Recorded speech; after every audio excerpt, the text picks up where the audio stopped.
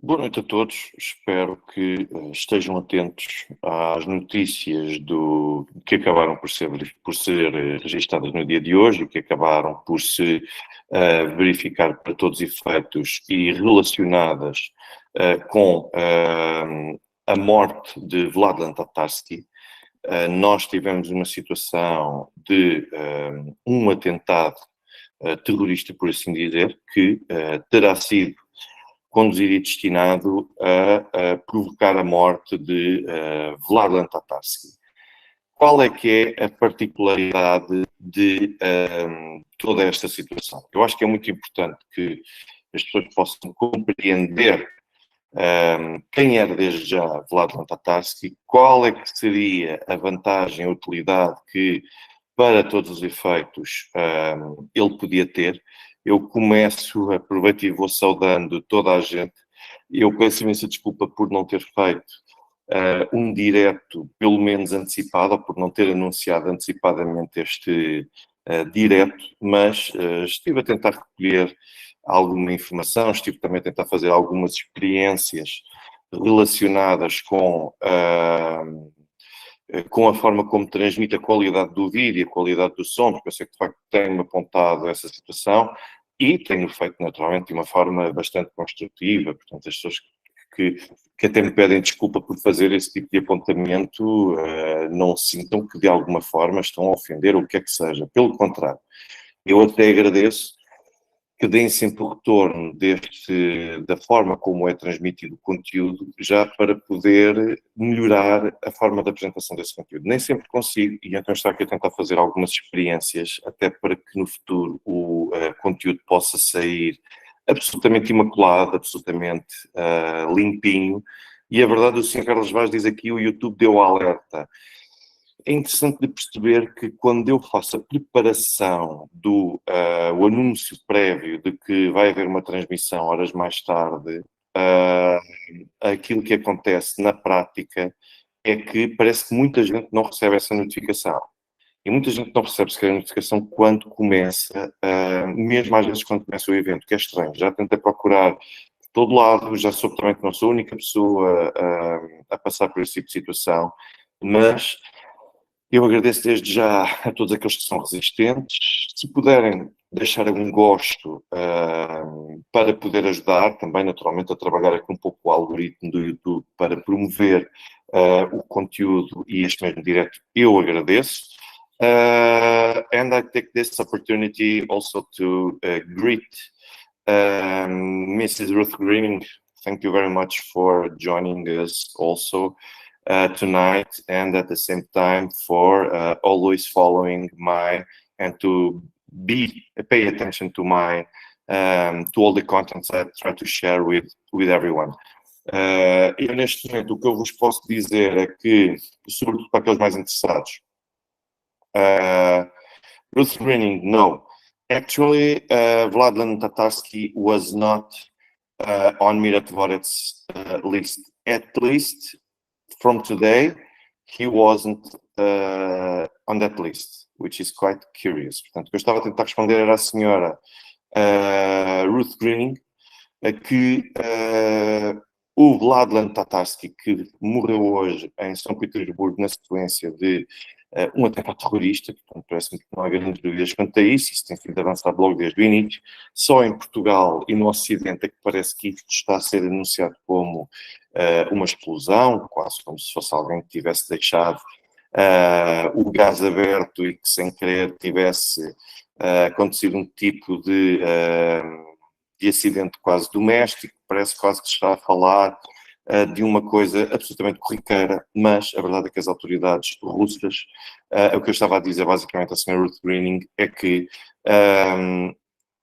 o Vladlen Tatarsky não estava na lista do Mira Dvorets, portanto, ou seja, naquela famosa kill list, aquela lista de alvos a eliminar, e onde, por exemplo, chegou a estar Daria Dugina, filha de Alexander Dugin, que faleceu há alguns meses na sequência também de um atentado terrorista.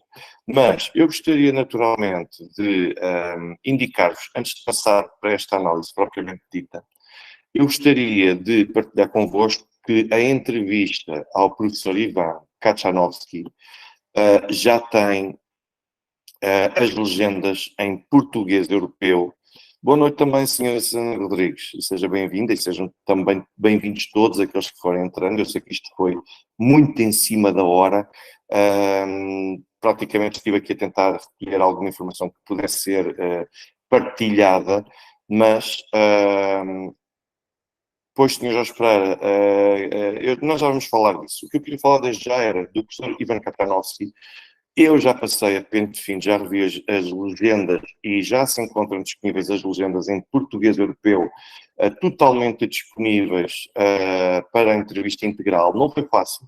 E não foi fácil porque o professor Ivan Kachanovsky tem uma forma específica, naturalmente, de comunicar, ou seja, começa por abordar um assunto e depois dentro desse assunto, ainda na mesma frase, abre uma outra frase, depois uma outra subfrase com outro tipo de contexto da mesma frase, ou seja, e não é fácil, desde logo, conseguir controlar o discurso, por um lado, e depois, por outro lado, conseguir separar os diferentes contextos e perceber, às vezes, aquilo que é relevante daquilo que não é.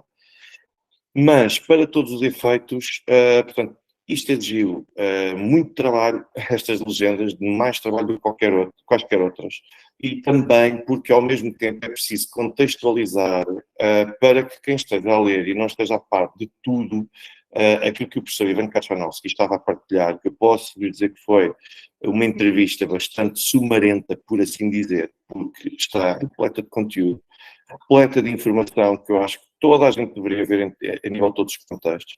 O professor Ivan Kachanovsky até partilha um conjunto de dados sobre a investigação que desenvolveu na altura ao massacre dos franco-atiradores ou dos snipers contra a oposição Maidan. Portanto, ele apresenta coisas com um grau de detalhe que é mais do que evidente que conhece tudo ao pormenor e que investiga isto há muitos anos. Portanto, eu recomendo-vos todos a ver, sobretudo agora, aqueles que são portugueses ou brasileiros, ou angolanos, ou moçambicanos, portanto, qualquer país de língua oficial portuguesa, que agora que já têm as legendas disponíveis, podem sempre aproveitar para ver agora na íntegra com legendas, porque eu acho que fica tudo muito mais claro, muito mais perceptível, e eu adicionei sempre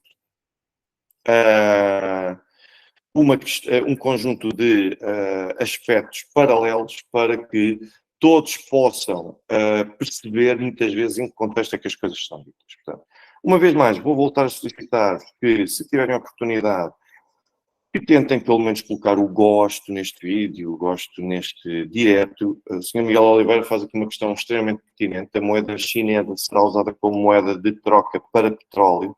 Ainda não é oficial. Eu acho que só teremos uma decisão definitiva sobre isso na importantíssima cimeira dos BRICS, que terá lugar em Joanesburgo em agosto. A forma como as coisas têm sido faladas, quer a nível de poder político dos principais Estados que formam os BRICS, quer também por comunicação social, que vai gravitando um pouco à volta deste mesmo evento. E então, portanto, basicamente, aquilo que eu vos posso dizer é que, relativamente à questão dos BRICS, eu posso vos dizer que já há uma série de transações que estão a ser feitas. É importante perceber que entre Rússia e China, com a última visita do presidente chinês Xi Jinping a Moscou, ficou acordado que o yuan seria a moeda de transação principal num conjunto de transações a realizar entre os dois países. E depois, por outro lado, não sei se viram também a notícia da passada semana em que o Brasil acordou com a China também utilizar o yuan como moeda na transação de um conjunto de domínios do setor económico. O que é que isto significa na prática? Que, sobretudo a nível das relações Brasil e Rússia, os efeitos já se sentem. É que o yuan, desde há dias, que se tornou a segunda moeda mais utilizada em transações por parte do Brasil, tendo superado e prevalecido, neste caso, deixado para trás o euro. Portanto, o euro já não é a segunda moeda principal nas relações comerciais do Brasil com outros países. Depois do dólar, aquilo que nós temos é o yuan.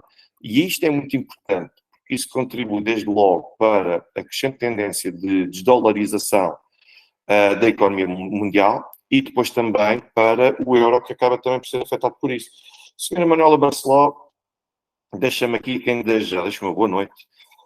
Mas a senhora Manuela Barceló diz aqui que de facto apreciou imenso o meu trabalho e eu agradeço imenso as suas palavras de acompanhar. E depois diz, embora por vezes não tenha a literacia necessária para uma boa interpretação. Bom, o que é que eu posso recomendar? Não só à senhora Manuela Barceló, mas como também a todos os que se possam rever nas palavras da senhora Manuela Barceló.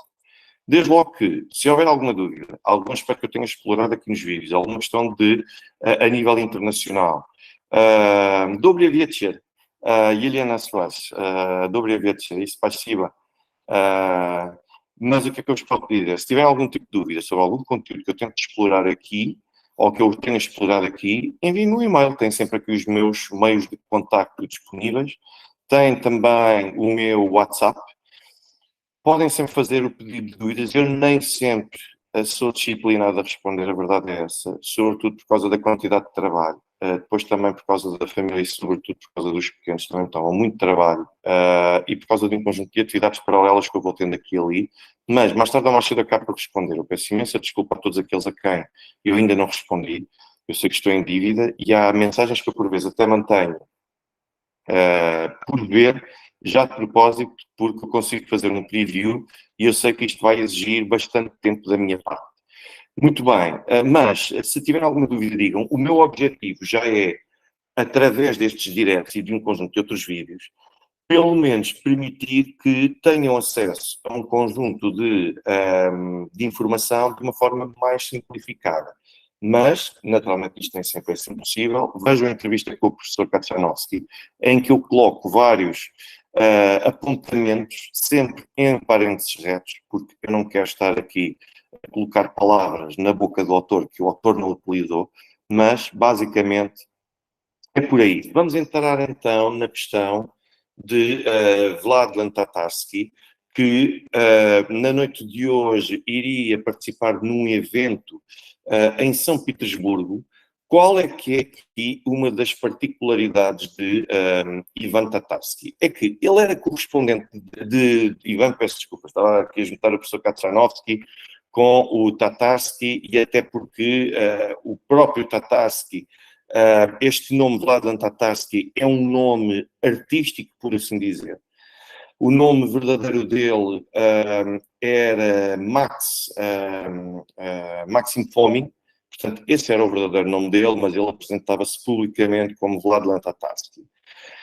E aquilo basicamente que nós podemos dizer sobre ele é que ele era um correspondente de guerra que tinha acesso a um conjunto de informação altamente privilegiada e que, para todos os efeitos, mostrava, ele organizava também diretos, um conjunto de outros eventos, mesmo à distância, através do seu canal e não só. O seu canal de Telegram também estava particularmente ativo. Era muito raro o dia em que Tatarsky não falava publicamente, sobretudo sobre este conjunto de questões, mas Tatarsky tem duas particularidades. A primeira era o acesso altamente privilegiado à informação militar e da operação militar especial da Rússia na Ucrânia, e, por outro lado, toda essa informação era muitas vezes de um acesso de tal forma restrito que ele tinha, de facto, muito bons acessos e isso permitia, era isso que assegurava a popularidade do programa e do tipo de conteúdos que ele efetivamente publicava. Portanto, muita gente acompanhava o trabalho de Vladan Tatarsky.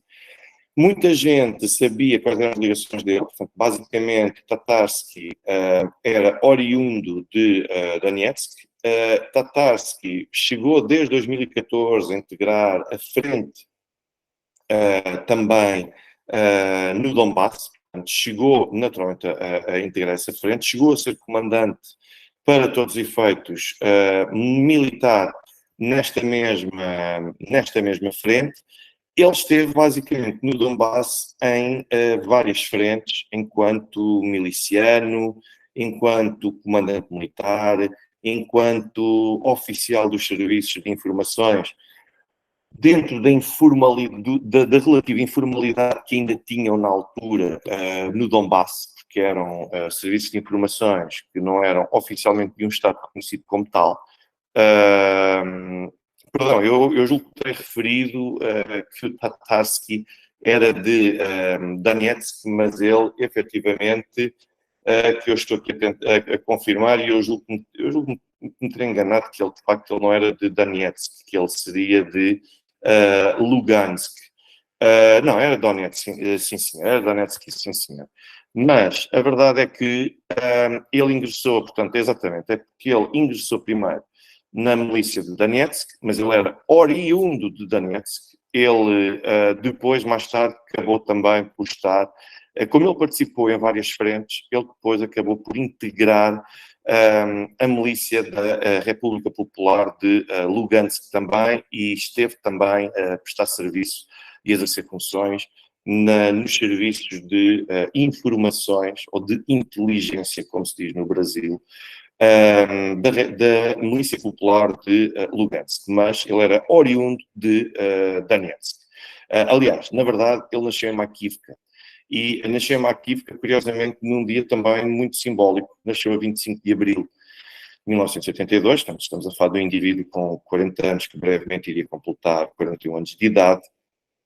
E Tatarsky acabou por ter, agora, estava a ter um conjunto de funções, por causa de todas estas funções que ele desempenhava há mais de 9 anos, e todo este tipo de conhecimento que ele já desempenhava há mais de 9 anos, as pessoas, os milicianos e os militares que combatiam na frente do Donbass tinham um particular apreço para ele, porque realmente ele era um irmão de armas de todos aqueles que lutam ainda hoje em Lugansk e em Donetsk e também por parte das Forças Armadas Russas. Portanto, ele era extremamente respeitado. E agora, atualmente, ele era correspondente de guerra, portanto, já não participava nas hostilidades, publicava, fazia publicações através de blogs e não só, e era também jornalista. Mas o Tatarsky, basicamente, eu não, é curioso, porque agora é sempre fácil dizer depois de sair. Sorte grande, digamos assim, ou depois de sair uns números do Euromilhões, é fácil acertar esses números. Mas eu noto já há muito tempo alguns conteúdos críticos por parte de um ou outro analista pró-russo, que não tem de ser necessariamente russo ou que não tem de estar em território russo, mas eu notava alguma animosidade relativamente a portais como o Redovka, o Ribar, por aí fora, porque com críticas, porque apesar de algumas vezes estarem a veicular informações privilegiadas que receberam de algum tipo de fonte, muitas vezes sem conseguir recortar devidamente o tipo de conteúdo que recebiam, ou seja, muitas vezes podiam até estar a ser envenenados por já se saber, ou intoxicados com informação que não é verdadeira, de propósito, porque sabiam que aquela informação ia ser veiculada cá para fora, e para testar basicamente qual é que seria a sensibilidade das massas por tudo isso, com todo esse tipo de informação. E o Tatarsky, para todos os efeitos, era um dos nomes que estava a ser relativamente criticado como um conjunto de pessoas que estavam a tentar, eram vistos como estando a tentar tirar proveito. O que é curioso, porque, por exemplo, há um conjunto de analistas militares que foram desencadeando e publicando também vários conteúdos, foram explorando contas nas redes sociais, na blogosfera e até mesmo em meios de comunicação social, tanto russos como ocidentais. E a verdade é que estas pessoas, para todos os efeitos, tinham acesso a um conjunto de informações prioritárias, digamos assim, portanto privilegiadas, e depois exploravam determinados conteúdos e acabavam por receber contributos e dinheiro com isso mesmo. Mas é assim, uma coisa é termos uma pessoa que está ali a pedir dinheiro, e existem vários assim. Ainda hoje vi um vídeo em que parece que num português, naturalmente, num meio português, em que as pessoas hoje em dia lá está, são especialistas em tudo, subitamente tornam-se especialistas em tudo, mas cada um sabe os conteúdos que vê e até já passa no rodapé. Se gostar da nossa causa, façam um donativo para o NIB, tal, tal, tal, tal e tal. Quer dizer, se forem pessoas que estão a aproveitar um pouco a onda, e em função dessa onda, as pessoas tentam apanhar a onda e ganhar dinheiro com isso, muito bem, eu condeno esse tipo de atividade, não é? Que são os chamados tudólogos, que o que quer que se passe no mundo, ou em Portugal, ou o que quer que seja, as pessoas em 5 minutos tornam-se especialistas e depois tentam, através de canais de YouTube, de canais de Telegram, do que quer que seja, tentar aproveitar o momento que há temas quentes para tentarem para se transmitir posições sobre esses temas quentes e ao mesmo tempo receber dinheiro com isso. Eu isso condeno, mas o caso do Tatarski parece-me, e também na altura do Riadovka, que curiosamente depois acabou por ser levado, eu acho que foi do Riadovka, que não foi do Avia Pro, já não lembro, mas já foi há alguns meses, e que acabou por ser recrutado pelo Ministério da Defesa da Rússia como consultor. Porquê? Porque se entendeu que eram pessoas que tinham um grau de conhecimento e um grau de compreensão da realidade e que poderiam ter uma utilidade para a condução da Operação Militar Especial. E, portanto, quer dizer, há aqui algum mérito, mas do que é que eles eram acusados ou porque é que lhes apontavam basicamente o dedo? Porque não estavam na linha da frente, porque não eram comandantes militares da linha da frente, só estavam a tentar, uns a acompanhar in loco, outros recebiam informações à distância e davam indicação sobre se achavam que aquilo, que uma determinada diligência estava a ser bem ou mal conduzida, se estava a ter bem ou mal o sucesso esperado. Quer dizer, depois temos aqui um conjunto de achismo, que também entra, mas todo o analista tem sempre a sua parte de achismo ou de opinião pessoal e de sensibilidade pessoal, que acaba sempre por ser respaldada numa determinada análise. E, portanto, eu não acho que se possa criticar que as pessoas que fazem isto desta maneira, que depois acabem por tirar também dividendos paralelamente com essas coisas. Estão a passar conhecimento, estão a passar informação, estão até a dar opinião, estão a ajudar outras formas a ver várias formas de poder pensar num conjunto de acontecimentos. Eu não posso, naturalmente, estar contra, até porque eu sou um desses casos. Como sabem, portanto, eu também tenho este canal, eu também tenho que partilhar informação. Agora, não me ponho, naturalmente, a falar aqui de um conjunto de conteúdos sobre os quais eu, por exemplo, não tenho competência e que não percebo. Por exemplo, eu podia estar aqui a falar, suponham, da componente das vacinas, por exemplo, do Covid-19, que foi um tema também que durante imenso tempo ainda hoje alimenta muita discussão. Eu não tenho conhecimento científico mínimo ou básico para poder tomar uma posição sobre o funcionamento das vacinas. O que eu posso fazer é recolher informação de várias sensibilidades e de vários especialistas e, com base naquilo, partilhar convosco e até dizer qual é que é a minha inclinação enquanto leigo sobre o assunto, mas com fundamentar o porquê de tomar uma determinada posição, sempre sustentada ou suportada naquela informação que é dita pelos especialistas e porque é que aquilo me parece que pode fazer algum sentido. Por exemplo, o último direto que aqui tive, como vocês sabem, estávamos a falar da questão do urânio empobrecido, dos projéteis de urânio empobrecido. Eu, a título de conhecimento que eu tenho científico, físico, médico, químico, o que vocês quiserem, sobre o impacto do urânio empobrecido e, em particular, na questão das munições com urânio empobrecido, o meu conhecimento é rigorosamente zero.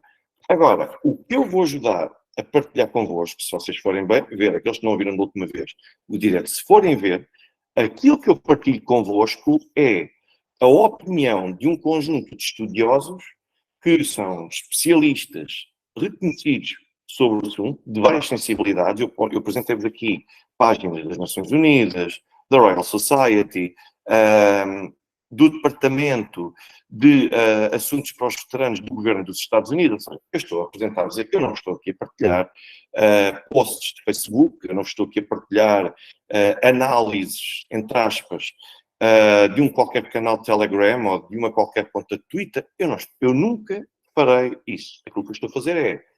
E outra coisa que eu não chego a conclusões sobre se sim ou se não. Aquilo, se repararem bem naquele direto, por exemplo, eu volto a frisar, o meu conhecimento sobre o impacto de urânio empobrecido é nulo.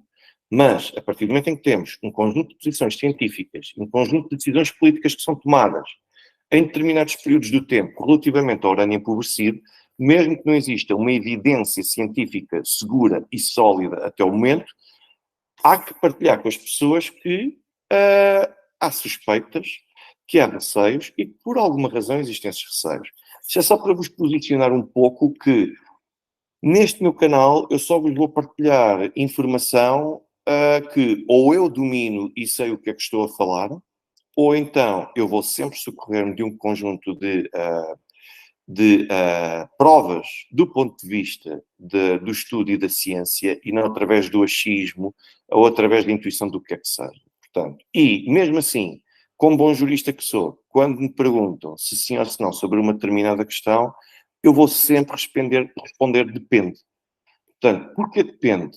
Porque todas as questões que eu tenho tratado aqui até o momento, se vocês repararem, eu nunca fiz nenhuma afirmação categórica, vai acontecer isto, vai acontecer aquilo. A única vez em que eu fiz, e em que eu comecei a fazer, foram nas primeiras semanas da Operação Militar Especial. Porque eu tinha a certeza e sabia que estava a partilhar que iria haver lugar a um reconhecimento oficial da soberania das repúblicas de Lugansk e de Donetsk, porque é que isso ia acontecer e que consequências é que iria ter. Outra coisa que eu posso partilhar convosco também é um conjunto de informações que eu receba e que sei que possa confiar relativamente à forma como há alterações no terreno em termos de abordagem a determinados aspectos relacionados, ora com a Operação Militar Especial, ora também com as relações externas da Rússia, ora também no que diz respeito a situações não só políticas, de política interna relacionadas com a Rússia, como também com um conjunto de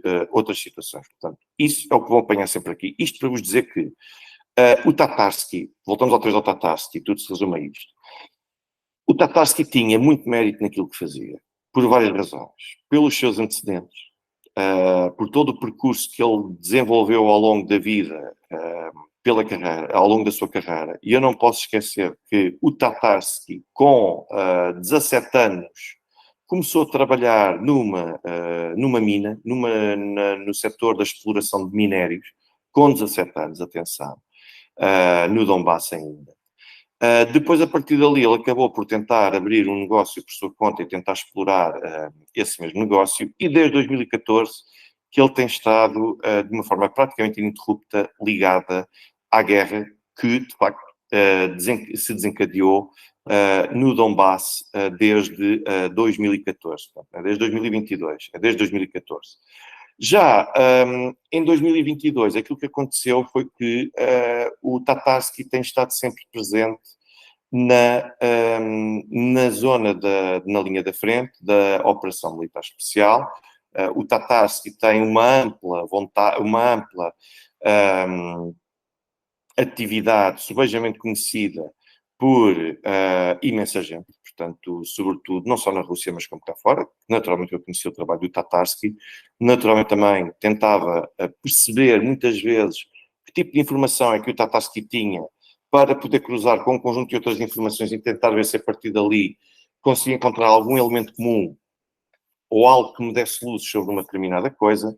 E, portanto, o Tatarsky tinha, de facto, uma posição de sucesso. E o Tatarsky tinha ainda um outro aspecto que eu acho que é extremamente importante e que demonstra um pouco aquilo que era o valor e o significado do Tatarsky.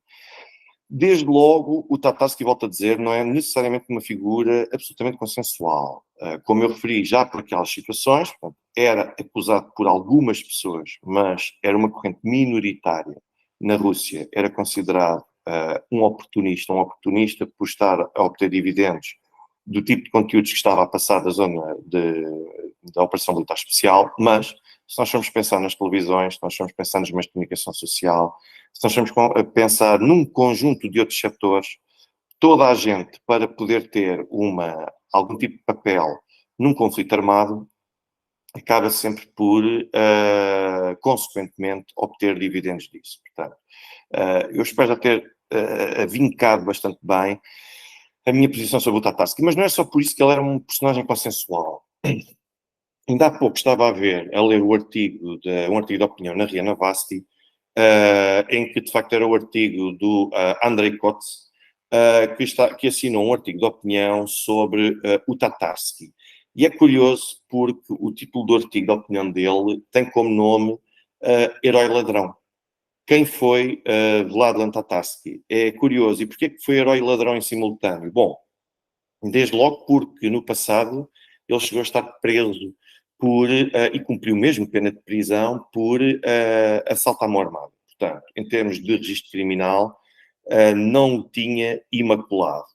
Às vezes, muitos destes indivíduos que acabam por avançar na linha da frente de um conflito armado, às vezes acabam por ter uma outra postura quando têm antecedentes desta natureza do que propriamente aqueles que caem completamente de paraquedas sem ter a mínima rotina ou sensibilidade para a questão militar. Portanto, o que é que acontece neste caso concreto? É que o Tatarsky teve, de facto, estes antecedentes criminais. Há pessoas que não olham com bons olhos para ele. Havia muita gente não era assim tanta, mas muita em termos de quantidade, em termos numéricos propriamente dito, que achavam que a informação, que ele não percebia nada do assunto, mesmo nas análises que dava.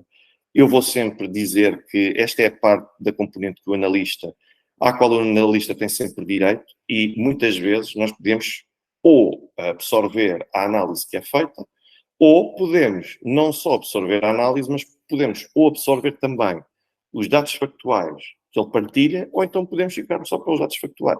Portanto, isso quando eu trabalhava quando eu trabalhei no CIED e quando eu desempenhei funções no CIED, havia certos serviços de informações que só tinham uma utilidade, era os acessos privilegiados que tinham, e eram extremamente importantes para poder recolher esse tipo de dados.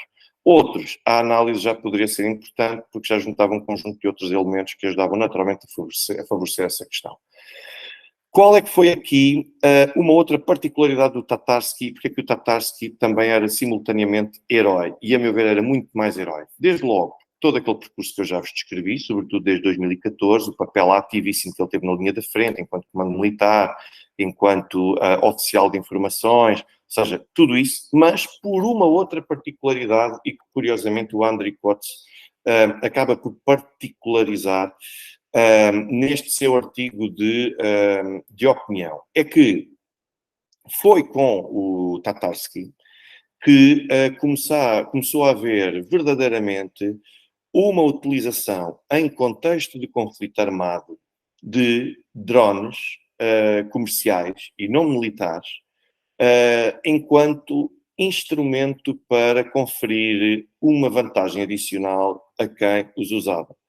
Nós hoje temos acesso a drones 100, 200 euros com alcance já significativo, já há vários anos que temos por 200, 300, 400 euros ou dólares, acesso a drones que podem ser adquiridos numa loja, podem ser até adquiridos no AliExpress e que depois podemos pô-los a voar, por exemplo, a uma altitude de 300 metros, às vezes algumas até mais, e com uma autonomia significativa e que permite até uma distância igualmente impressionante. Ou seja, drones que nós podemos utilizar para fins de lazer e para recriação, o Tatarsky foi talvez um dos grandes impulsionadores. Eu não quero naturalmente dizer que foi o grande impulsionador, porque não tenho totalmente a certeza se foi ele que teve a ideia ou não, mas do que eu me recordo e daquilo que se pode acompanhar é que, verdade seja dita, o Tatarsky foi daqueles que tentou levar para a linha da frente e para conferir uma vantagem adicional a quem não tinha acesso muitas vezes a posições de satélite e por aí fora, e queria acompanhar em direto um determinado conjunto de operações, foi ele que fez uso daquele famoso drone, que era também conhecido como quadricóptero, que era aquele que tinha 4 hélices. Havia até um tipo de drone. Eu, aliás, curiosamente, até ouvi pela primeira vez nos Estados Unidos há uns 11 anos, em que fizeram uma demonstração à minha frente daquele tipo de drone num espaço comercial, que eu já nem sequer me recordo qual é que ele é, mas foi na altura num espaço comercial. Salvo erro, não foi em Washington, julgo que foi em Nova York, porque as pessoas estavam a experimentar aquilo, eu ali a experimentar aquilo também um bocadinho, estavam a mostrar às pessoas aquilo que havia, e aquilo na altura já custava qualquer coisa como, julgo eu, 250 a 300 dólares. Era mais coisa, menos coisa por aí. E a verdade é que aquilo tinha um sistema de 4 hélices na parte inferior do drone. Portanto, não funcionava como o helicóptero que tinha a hélice, que tem a hélice na parte superior da cabine, por assim dizer, tinha na parte de baixo. A verdade é que nós tivemos o Vladan Tatarsky a fazer uso deste tipo de drones para fins, para todos os efeitos de hostilidades. E ele defendeu sempre ativamente essa utilização dos drones nas unidades que compunham a linha da frente. Ele também ajudou a formar e a dar muita formação a muita gente para que quando começou, tanto assim foi que quando começou a Operação Militar Especial da Rússia, muita gente no Donbass, muitos milicianos já conheciam, já sabiam conduzir, já sabiam dirigir, já sabiam tirar um partido significativo deste tipo de drones. E foi utilizado naturalmente. Ele teve também a vantagem de ser um dos precursores desta utilização destes drones comerciais e civis, por assim dizer, acessíveis a qualquer pessoa para fins militares. Não só para, como forma de missões de reconhecimento, como também para poder identificar alvos. E a verdade é que a coisa foi-se generalizando e às vezes mantendo as coisas simples, nós conseguimos obter resultados que com um conjunto de instrumentos e de mecanismos mais complexos acabamos por não conseguir. Outra particularidade que eu gostaria de falar sobre o Tatarsky é que o Tatarsky, tanto quanto tem sido avançado pela imprensa russa, ele terá recebido uma espécie de estatueta, pelo menos um boneco, algo assim do género, por parte de uma das pessoas que iria assistir ao evento onde ele iria participar. E suspeita-se que terá sido essa a mulher basicamente entregar aquele que foi o engenho explosivo. E as coisas estão criadas de tal forma, é curioso, as coisas estão criadas de tal forma que a explosão, há uma imagem violentíssima que se vê a partir do exterior, como os vidros ficaram todos estilhaçados. Percebe-se que aquilo teve um impacto bastante grande, mas não sei se já houve mais alguém que tivesse morrido, tínhamos 25 feridos, até praticamente antes de começar este direto. O único que tinha morrido era o Tatarsky, ou seja, o que é que isto demonstra? Que morre aquele que tinha consigo o que estava mais próximo do objeto com o engenho explosivo. Mas havia mais pessoas no espaço. E havia até pessoas mais ou menos próximas do Tatarsky. E se essas pessoas não morreram, isto acaba por ser um método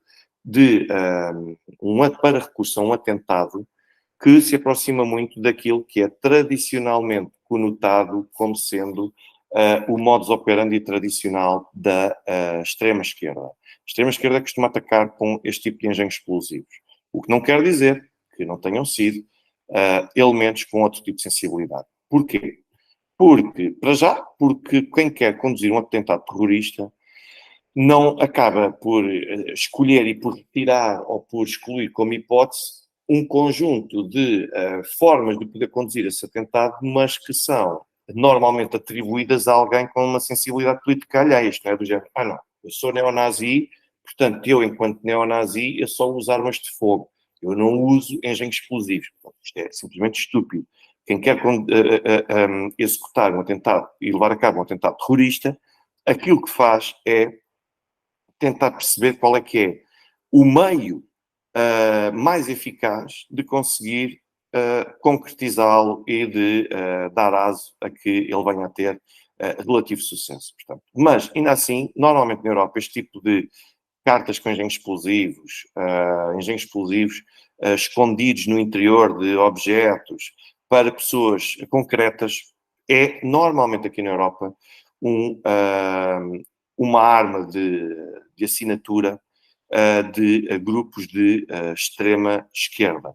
Neste caso concreto, há aqui várias questões. A primeira delas é que o próprio presidente do Sindicato dos Jornalistas da Rússia, que foi Vladimir Solovyov, ele veio dizer que, basicamente, veio criticar o facto de Kiev já anunciar há muito tempo a intenção de atacar os chamados correspondentes de guerra. Porquê? Por várias razões. Porque, desde logo, os correspondentes de guerra têm acessos privilegiados ao terreno, porque são também os correspondentes de guerra, muitas vezes, a ligação entre quem está no terreno e o poder político ou público, aqui corta-se, de certa forma, o elo, como também por serem conotados como se fossem e serem apelidados de propagandistas pelo facto de estarem a desempenhar aquele tipo de missões no terreno. Portanto, como tem uma posição privilegiada para dar a conhecer às pessoas o conflito com olhos diferentes daqueles que a desinformação ou que a informação veiculada pelos meios ocidentais acaba por ser, de certa forma, contrariada, logo por aqui, os correspondentes de guerra acabam por ser e por constituir um alvo extremamente apetecível para todos. Mas houve ainda também, e eu recordo, 1 de novembro do ano passado, nas Nações Unidas, nós tivemos o correspondente da All Russian State Television e da Radio Broadcasting Company, o Yevgeny Podubny, que veio dizer nas Nações Unidas que ele estaria pronto para fornecer a todos os organismos das Nações Unidas um conjunto de provas que demonstram que existe uma caça declarada por Kiev, pelo governo ucraniano, para atacar militares russos, ou correspondentes também de guerra e correspondentes militares russos. Portanto, a RT, na altura, apresentou um documentário chamado Military Correspondence, e que esse mesmo documentário acaba por retratar um pouco o tipo de trabalho que se tem, que se desempenha no contexto de guerra. Mas, acima de tudo, existe a informação. Os russos têm naturalmente essa informação aberta. Houve vários que já estiveram incluídos na Miratvores. Aliás, dois deles pelo menos já aqui recebi, mas jornalistas, posso dizer, falar-vos, por exemplo, da Eva Karine Bartlett, que esteve durante imenso tempo no Miratvores. Porquê? Por causa de ter estado nos territórios do Donbass a fazer cobertura, e pelo facto de residir na Rússia, isto é o suficiente para se tornar um alvo a abater, um alvo a eliminar.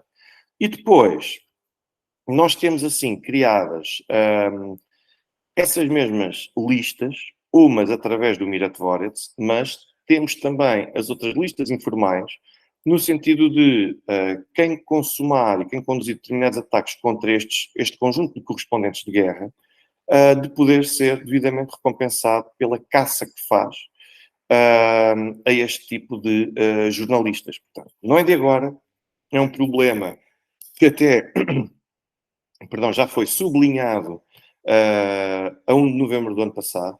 Ninguém, naturalmente, sobretudo aqui no Ocidente, teve interesse em particularizar isso, porque entendem que as pessoas são propagandistas.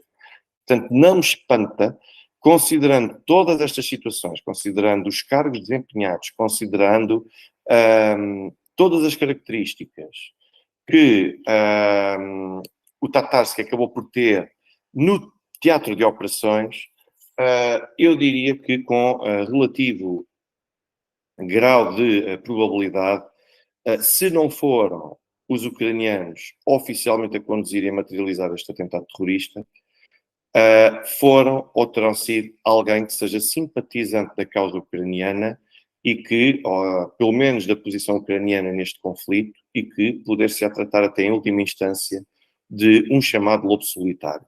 Portanto, nós não sabemos ainda.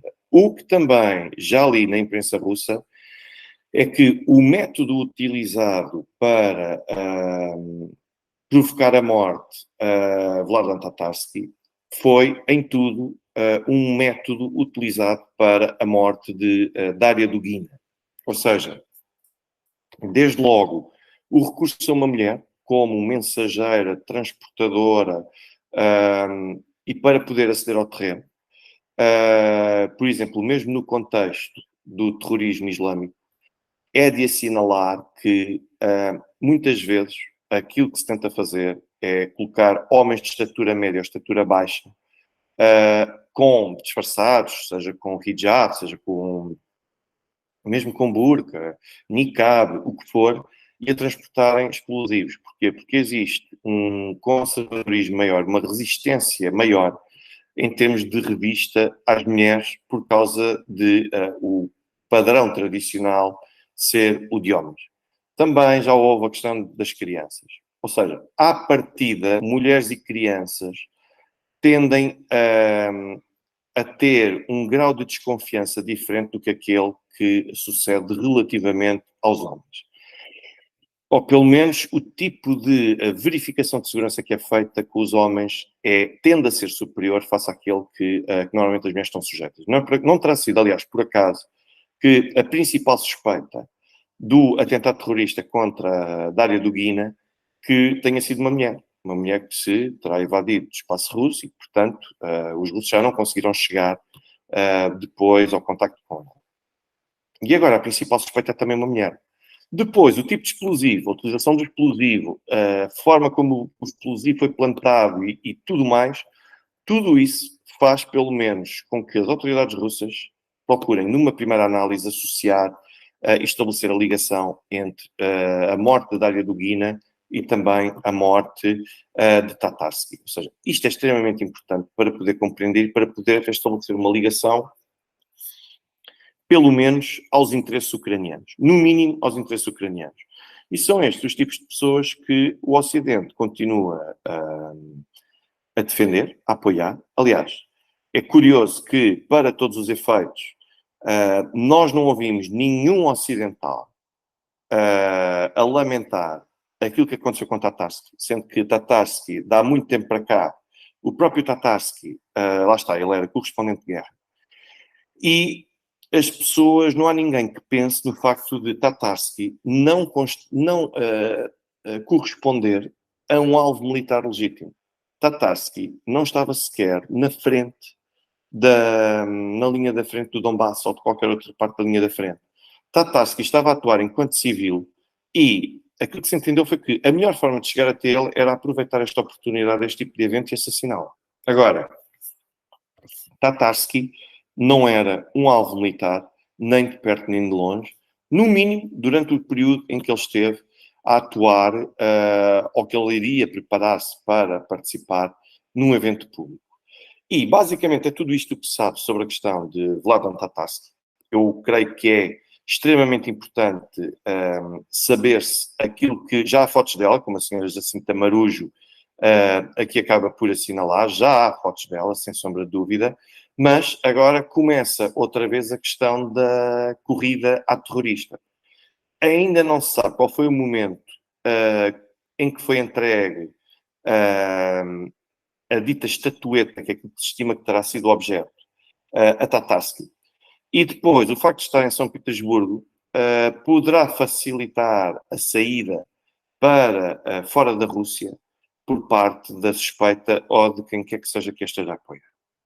Ou seja, vamos tentar perceber, é verdade, Sra. Patrícia Silveira assinala aqui um aspecto importante. A terrorista da Dária Dugina estava com uma criança, acompanhada por uma criança, ou seja, isto ajuda a diminuir ainda mais a probabilidade de que possa, basicamente, aquela mulher corresponder a uma potencial terrorista, por assim dizer, e, portanto, a verdade é que as imagens, está aqui o Sr. Emílio também, a dizer que já há vídeos de entrega, sim, agora as coisas começam a surgir, naturalmente, como é de esperar, certamente já há aqui uma série de posições por parte de testemunhas oculares. Sr. Juliano Ribas, seja bem-vindo também. Sejam bem-vindos todos os outros. Aliás, eu aproveito e digo que, se puderem, deixem o vosso gosto neste direto, deixem também o gosto neste canal. E, basicamente, aquilo que nós tivemos foi, e sim, um conjunto de Orgonzo, exatamente. O Sr. Gonçalo Lopes também fala aqui na questão do Orgonzo. Foi o do Orgonzo que foi convidado para ser conselheiro do Ministério da Defesa pelo menos para determinados aspectos relacionados com a operação militar especial. Ou seja, o que naturalmente ajuda a reconhecer todas as virtudes que estas pessoas têm. Sr. Olga Guedes, muito boa noite. Amanhã vou partilhar uma determinada novidade que eu acredito que já tenha conhecimento da terça-feira passada, relativamente ao caso da senhora Natália da loja que gera a loja Troika em Braga, é que os 7 arguidos ucranianos que a atacaram e que tentaram atacar, que ameaçaram e tudo mais, todos eles requereram a abertura da instrução e o Ministério Público e o Juiz de Instrução Criminal não só confirmaram a ida de todos estes arguidos a julgamento, como ainda agravaram o tipo de crimes pelo facto, pelo menos agravaram no sentido de qualificar o tipo de crimes pelo facto de terem atuado em grupo. Portanto, temos, em termos de justiça, uma ótima mensagem que é dada ao exterior é que os 7 ucranianos que cometeram um crime contra a senhora russa em Braga, eles vão responder porque o caso vai seguir para julgamento. Portanto, vai ser extremamente importante que nós conseguimos acompanhar isto mesmo. Depois, vou ter também uma novidade, porque em breve vamos formar aqui uma espécie de coligação para poder finalmente reivindicar, até junto dos tribunais comunitários e do Tribunal do Conselho da Europa, o facto de os cidadãos russos e bielorrussos estarem impedidos,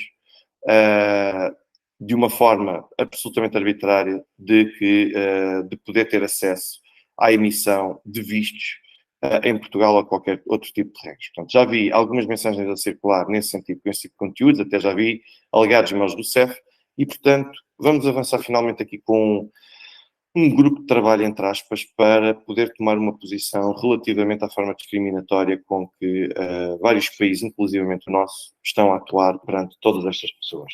Mas vamos, eu espero ter ajudado a esclarecer e compreender um pouco a figura de Vladlan Tatarsky, ou também comumente conhecido como sendo também Maxim Fomin, Maxim Yurievich Fomin, para ajudar a compreender a figura, a importância que ele tinha, não só no acesso, na forma privilegiada, como ele tinha acessos e como ajudava a partilhar essa informação com o público.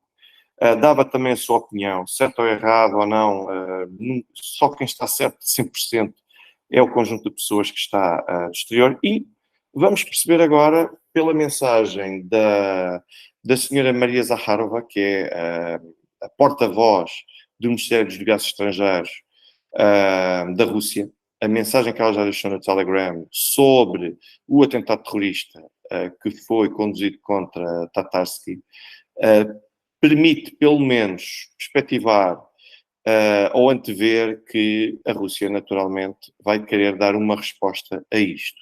E isto chega a ser um ato terrorista, sem a menor sombra de dúvidas, porque o objetivo é manter a sociedade russa em sobressalto.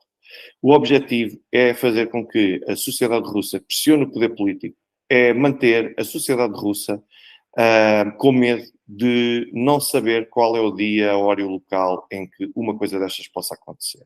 Portanto, aquilo que nós poderemos começar a esperar, e depois é o tipo de terrorismo que incide sobre um conjunto de figuras, mas que mantém toda a gente em sobressalto. Porque nunca se sabe quando é que poderá acontecer essas mesmas pessoas. O que é que eu poderia dizer mais ainda sobre isto? É que a Ucrânia não assume, a verdade é que não reivindica este tipo de ações, mas a Ucrânia basicamente está, ao não condenar, ao não lamentar, nem que seja de uma forma genérica, atentados contra civis que num determinado momento não fazem parte das hostilidades, como era o caso de Tatarsky, no momento em que foi alvo deste atentado terrorista, a Ucrânia e todos os outros governos ocidentais, incluindo todos aqueles que, tal como Portugal, têm televisões que não afirmam que é um atentado terrorista, falam apenas de que houve uma explosão, como se fosse uma coisa absolutamente corriqueira, depois afinal chega-se à conclusão, olha, foi uma bilha de gás que rebentou. Portanto, como se fosse algo deste género. E não assumem que é um atentado terrorista. E a forma como alguns até já têm falado sobre Tatarsky, e eu nem vou dizer porque na altura estava a acompanhar isto, curiosamente num canal português, mas para poder ter o acompanhamento de uma situação de desporto. Na altura, o Benfica tinha acabado de jogar naturalmente, e nos entretantos acabou por dar informação de que quase o tipo de conteúdo que foi veiculado, quase a fazer sugerir que no fundo, até foi merecido aquilo que aconteceu a Tatarski. Quer dizer, eu sempre, andamos aqui tantos anos a condenar atos de terrorismo, sejam eles de matriz islâmica, sejam eles também potenciados por um conjunto de, ou inspirados por um conjunto de outros ideais, sejam eles religiosos ou políticos, e eu agora dou por mim, nas redes sociais, quando imensa gente do meu país a aplaudir um atentado terrorista contra alguém que era um civil, nem sequer era um líder militar ou um dirigente militar da estrutura de comando da missão, ou o que quer que fosse. E eu vejo pessoas a saudar porque há uns tempos ele já tinha dito que vamos tomar conta do país e tudo mais. Ou seja, qualquer pessoa que tenha uma opinião contrária relativamente à questão da Ucrânia, pelos vistos, está a colocar-se na posição de se tornar um alvo e um alvo legítimo pela forma como estas coisas são apresentadas. Eu acho absolutamente condenável e repudiável a forma como se apresenta Tatarski. Era um consultor militar, até já ouvi falar, um consultor militar, um blogger militar que combateu, não sei quem, ou seja, quase a dizer do género, olha, ele pôs-se a jeito. E eu, sinceramente, já não consigo reconhecer este país, desde logo o Covid, acho que afetou, a questão da pandemia afetou muita gente neste país, e agora a Operação Militar Especial da Rússia agravou ainda mais a doença mental, ou vai expor ainda mais a doença mental que muita gente inconscientemente tem, mas sempre sem ter a noção de que a tem, porque congratular um atentado terrorista, parece que nós estamos a recuar 100 ou 150 anos. E vejam, por exemplo, a entrevista com o professor Ivan Kachanovsky, em que, nessa entrevista, o professor Ivan Kachanovsky, de facto, acaba por falar como é que Stepan Bandera foi o mentor e foi o organizador de um atentado contra o ministro da Administração Interna polaco em 1934. E a forma como ele depois teve um mandato de detenção que recaía sobre ele, sobre o próprio Bandera, e muita gente no Ocidente continua a achar que, muito bem, são heróis da liberdade, mas vamos lá ver. Porquê é que aquele ministro da Administração Interna foi assassinado na altura? Basicamente, a razão é que porque tinha uma postura mais dialogante para com as pessoas daquela região, sobretudo daquilo que hoje é o Ocidente da Ucrânia, e então, como tinha uma postura mais dialogante e mais aceitável, isto significava que a luta propriamente dita e a revolução que estava a ser desencadeada pela organização de ucranianos nacionalistas, que basicamente iria perder a sua razão de ser. Então mataram um homem. Foi basicamente o mesmo que se fez com Yitzhak Rabin, ou seja, Yitzhak Rabin, que foi Nobel da Paz, juntamente com Yasser Arafat, por causa dos famosos Acordos de Oslo de 1993. Então, o que é que aconteceu? Tivemos um extremista, claro, extremista também de direita nacionalista. E porquê é que eu digo claro neste caso? Eu não digo só de direita, eu digo de extrema-direita nacionalista. Não estou aqui a pôr-me do lado da esquerda, atenção, não estou a defender isso. O que eu estou a dizer é que, é claro, porque normalmente são indivíduos que se revêem nesta matriz de extrema-direita, seja ela neonazi, seja ela apenas entre aspas, nacionalista, que defendem normalmente uma homogeneidade étnica à frente do país, uma homogeneidade racial, ou seja, é apenas por isto. E não me surpreendeu quando vi que foi um extremista que efetivamente acabou por assassinar Yitzhak Rabin por causa de estar a avançar e a propor um caminho para a paz verdadeiro com a Palestina. Portanto, e foi isto que aconteceu também com esse ministro do Interior, ou ministro da Administração Interna polaca, em 1934, sendo que depois o seu autor material, que era completamente manipulado por Bandera, acabou por fugir para a Argentina, ficou lá até o final dos dias e depois até disse Ivan Kachanovsky, disse até mesmo, e eu fui confirmar essa informação, e é verdade, diz-se ali então que esse mesmo indivíduo depois, como que foi abordado e sondado pelos nazis para que ele avançasse com um atentado contra o presidente dos Estados Unidos, Franklin Delano Roosevelt. seja, e receberia qualquer coisa como, julgo que era 1 milhão de marcos alemães àquela data. Portanto, vejam, professor Ivan Kachanovski contou isso. Bom, eu por hoje ficaria por aqui, acho que já consegui partilhar convosco alguns conteúdos. Eu vou amanhã fazer uma abordagem muito diferente. Muito obrigado, Sr. Roberto Gomes, também.